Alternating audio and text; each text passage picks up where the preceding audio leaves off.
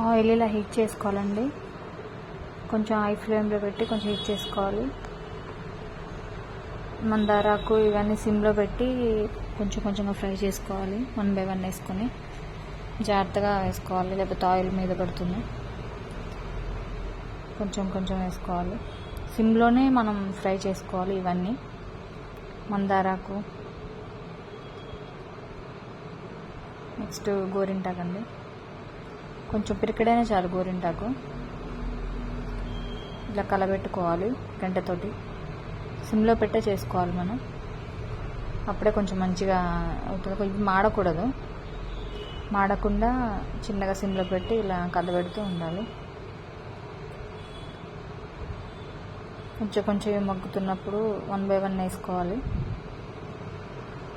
ఇది కరివేపాకు అండి. గోరింటాకు వేసుకున్నాను ఇందాకే.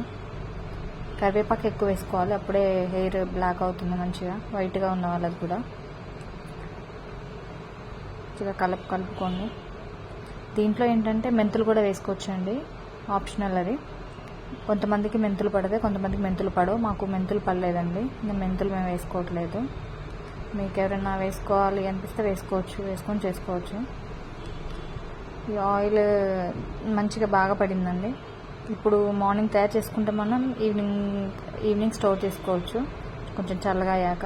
అయితే కొంచెం ఈవినింగ్ వరకు ఉంచడం వల్ల ఆయిల్ ఇవన్నీ నాని కొంచెం మంచిగా అవుతుంది. ఆయిల్ బాగా యూజ్ అవుతుంది. ట్రై చేయండి మీరు కూడా.